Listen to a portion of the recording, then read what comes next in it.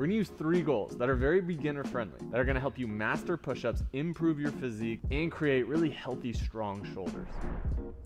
Stick around to the end of the video because we're gonna give away 3 of these Strength Side University hoodies. Goal number 1 is 10 flawless controlled push-ups. First, let's standardize what a flawless push-up looks like. Now, the shoulders are quite complex. We have the shoulder joint, which is the most mobile joint in our body, along with this shoulder blade all sitting on top of the rib cage. Push-ups are one of the best ways to teach your body proper shoulder mechanics while also becoming stronger throughout your full torso.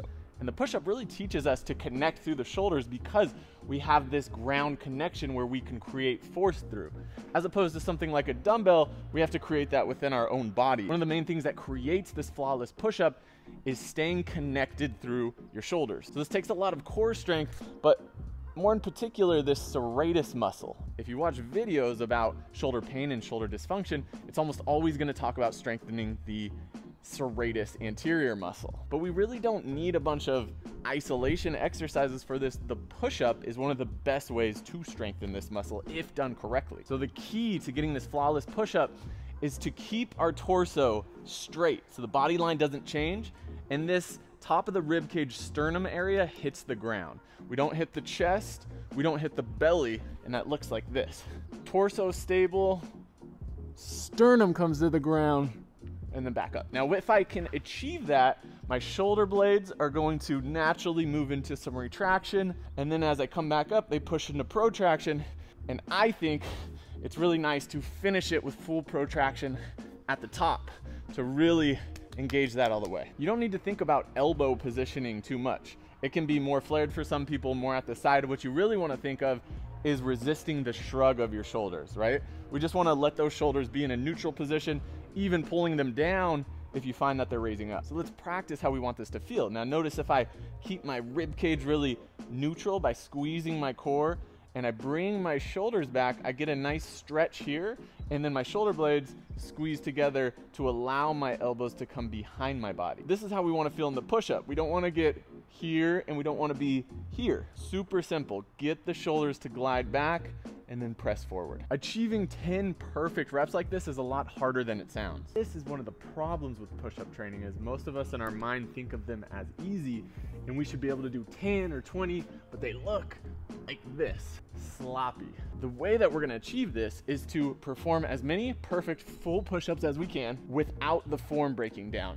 So I really like just glancing into a mirror to my side or using a video. Now when your quality breaks down, then we're going to switch to either push-ups on the knees, same form cues, or the hand elevated push-up that I'll pop on the screen right now, which just takes away some of the weight from the shoulder. Let's say you can hit 5 perfect push-ups, then your form is starting to break down, you switch to 5 push-ups on the knees. The next session, you're just gonna try to add 1 or 2 more reps to get closer to that 10 rep flawless push-up. Once you've achieved that, we'll move to goal number 2, which is 20 flawless reps. But our method for achieving this is gonna be a little bit different. We're gonna accumulate a lot of reps here by working to 5 sets of 10 push-ups. So you may start with being able to do 2 sets, and then maybe on the 3rd set, your form starts to break down and you just get fatigued after about 7 reps. Each session, you keep trying to add 1 more set until those 5 sets of 10 are completely locked in. Once you hit this, go ahead and try out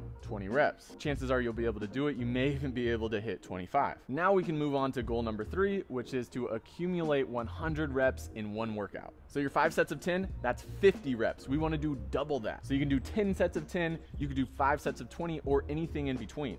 When it comes to getting stronger and building muscle, it's all about accumulating fatigue within those muscles. Because we're not adding weight, we're just using body weight, the best way to do that is to keep on pushing the total volume. So now that you're doing 100 reps in 1 workout, is there really a reality where you're not in way better shape than where you started? A few FAQs. How many days per week should I do this? 3 times per week. I like this method of about every other day. Now, can you get awesome results with doing it 2 or 4 times a week? Absolutely. But I think 3 is the money spot. Will I get an imbalanced physique from just doing pushing exercises? Optimally, this is gonna be balanced out with a pulling motion like a row or a pull-up, but honestly, I wouldn't stress too much about this. In fact, pushing yourself up from the ground is one of the most foundational and developmental movements that we do as babies. First, we lift the head, Then we start to get to the elbows, and eventually we push ourselves up to do other things, right? And if you're doing it with this strict form that I'm teaching, you're going to be activating some of that back muscle and stretching the front of the chest and keeping a balanced posture. So if you want to just keep it super basic, feel free to just do push-ups for a while. What if I run into shoulder pain? Try regressing the movement to the knee version or the hands elevated version for a couple weeks. Then check back in with your shoulders and see how you're feeling. Sometimes pain comes from just adding too much intensity too quickly. How long should I do this? Well, what I like about this is it's based on goals rather than a duration of time. Some people, it may take a few months to achieve that 10 rep push-up. Some may be starting with 10 reps and can move through to get to that 100 goal quicker. I always like the idea of doing things for around 4 weeks and then assessing how much progress I've made. So I've been loving this hoodie. I want to give away 3 of them. This is how you enter to win. Number 1 is you have to commit to this push-up challenge. Number 2, drop a comment below letting us know why you're motivated to take on this push-up program, how many push-ups you're starting with, and where in the world you're located. We'll pick 3 winners. We'll shoot you a message, get your information, make sure that it's us, strength side with the check mark after it. Don't give your information to any imposters. Let's get strong, as always.